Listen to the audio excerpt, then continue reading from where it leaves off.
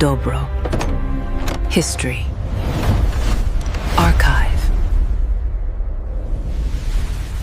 1988년 서울 올림픽의 열기가 아직 뜨거웠던 바로 그때였죠.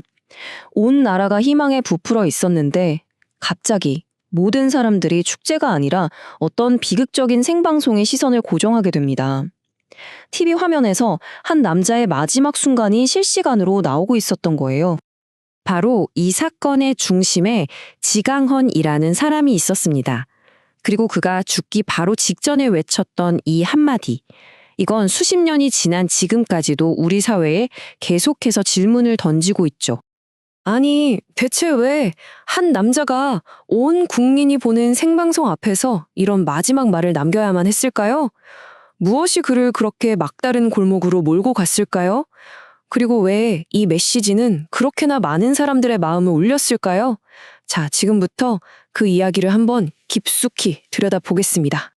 그의 그 절박함을 제대로 이해하려면요, 먼저 그를 옴짝달싹 못하게 만들었던 당시의 법, 그 시스템부터 좀 살펴봐야 합니다. 바로 사회보호법이라는 건데요. 이게 뭐냐면 1980년에 만들어진 아주 논란이 많은 법이었습니다. 그러니까 죄를 짓고 감옥에서 형을 다 살았어요. 그런데도 이 사람은 또 범죄를 저지를 위험이 있어 라고 판단되면 보호감호라는 이름으로 다시 감옥에 가두는 그런 조치였죠. 사실상 이건 이전 군사정권이 남긴 유산 같은 거였어요. 사회 안정을 핑계로 문제될 만한 사람들을 그냥 사회에서 영원히 격리시키려고 만든 법이나 다름없었습니다. 이게 왜 절망의 법이었는지 그 과정을 한번 보세요. 자, 1단계. 징역형을 다 살고 이제 나갈 날만 기다립니다. 그런데 2단계. 보호감호라는 심사를 또 받아야 해요. 여기서 위험인물로 찍히면 3단계 추가로 10년형을 또 받는 겁니다. 그러니 수감자들 사이에서는 이걸 징역을 2번 산다고 불렀던 거예요. 이건 뭐 정의가 아니라 그냥 빠져나갈 수 없는 덫이었던 거죠. 자, 여기서부터가 진짜 핵심입니다. 지강헌이 왜 그렇게 분노했느냐. 단순히 자기 형량이 길어서 억울해서 그것만이 아니었어요. 진짜 이유는 자신과는 너무나 다른 정의를 적용받는 어떤 사람들 때문이었습니다. 이 그래프를 한번 보세요. 이 엄청난 차이가 모든 걸 설명해 줍니다. 왼쪽, 지강헌이 훔친 돈은 550만 원. 그리고 오른쪽, 당시 대통령의 동생이었던 전경환이 횡령한 돈은 무려 76억 원입니다. 계산해보면 1,300배가 넘는 액수예요. 자, 이 표를 보면 그의 분노가 어디서 왔는지 그냥 한눈에 보입니다. 비교해볼까요? 범죄 액수는 550만 원 대 76억 원. 그런데 선고는 어땠을까요? 지강헌은 징역 7년에 보호감호 10년, 도합 17년이죠. 전경환은 그냥 징역 7년입니다. 보호감호 같은 건 없어요. 근데 더 기가 막힌 건 실제 복역기간입니다. 지강헌은 결국 탈주하다가 사망했죠. 전경환은 2년 7개월 살고 가석방으로 풀려납니다. 유전무죄, 무전유죄. 이게 그냥 구호가 아니라 그냥 팩트였던 거죠. 자, 그럼 이제 운명의 그날로 가보겠습니다. 이 사건이 어떻게 역사상 가장 이상하고 기묘한 인질극으로 기록되었는지 그 마지막 순간들을 따라가 보시죠. 도주극은 총 9일간 이어졌습니다. 10월 8일 12명의 수감자가 호송버스에서 탈출하면서 시작됐어요. 이들은 서울에 숨어들어서 며칠간은 그냥 생존을 위해 작은 도둑질을 하면서 버텼습니다. 그러다 10월 16일 지강헌 일당이 서울 북과자동의 한 가정집에 들어가 가죽을 인질로 잡게 되죠. 그리고 바로 그날 이 집이 대한민국 전체가 생방송으로 지켜보는 비극의 무대가 되어버린 겁니다. 근데 이 인질극 정말 이상했습니다. 집안 분위기가 우리가 상상하는 것과는 너무 달랐어요.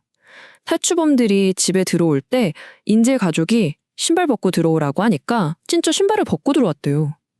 심지어 인질인 어머니가 끓여준 고추장찌개를 다 같이 둘러앉아 먹고 캡틴 큐라는 싼 양주도 나눠 마셨다고 합니다. 지강헌은 거기서 자기가 살아온 힘든 이야기, 사회에서 어떤 낙인이 찍혔는지 같은 걸 털어놓기도 했고요. 인질범과 인질의 경계가 무너지는 정말 기묘하고 어딘가 인간적인 순간들이었죠. 그리고 여기서 많은 분들이 영화 때문에 잘못 알고 계신 게 하나 있습니다. 지강헌이 마지막으로 틀어달라고 요청했던 노래 말이죠. 흔히들 자유를 향한 록발라드 스콜피언스의 홀리데이로 알고 계시는데 사실이 아닙니다. 실제 기록을 보면요. 그가 요청한 건 비지지의 홀리데이였어요. 1967년에 나온 훨씬 더 우울하고 몽환적인 분위기의 노래입니다. 그리고 비지즈의 그 노래가 방 안에 울려 퍼지는 가운데 비극의 클라이맥스가 찾아옵니다. 지강원은 깨진 유리 조각으로 스스로 목숨을 끊으려 했고 유전무죄, 무전유죄라고 마지막 절규를 외쳤습니다. 바로 그 순간 경찰 특공대가 집으로 진입했고 총격전이 벌어졌죠. 결국 지강원을 포함한 탈주범 3명이 현장에서 사망하면서 9일간의 도주국은 막을 내립니다. 자, 이렇게 생방송이 끝나고 카메라가 꺼졌습니다. 그럼 모든 게 끝난 걸까요? 아니요. 이야기는 여기서 끝나지 않았습니다. 어쩌면 진짜 파장은 이제부터 시작이었죠. 이 사건 이후에 정말 놀라운 일이 벌어집니다. 바로 인질이었던 그 가족들이요, 법원에 탄원서를 냅니다. 유일하게 살아남은 탈주범 강영일에게 제발 기회를 한 번 더 달라고 선처를 해달라고요. 그들은 우리를 해치지 않았다고요. 그리고 이 탄원서 덕분에 그는 사형을 면할 수 있었습니다. 정말 대단하죠. 여기서 정말 기막힌 숫자가 하나 나옵니다. 바로 17이라는 숫자인데요. 이게 지강헌이 받았던 총 형량, 그러니까 징역 7년에 보호 감호 10년을 더한 기간입니다.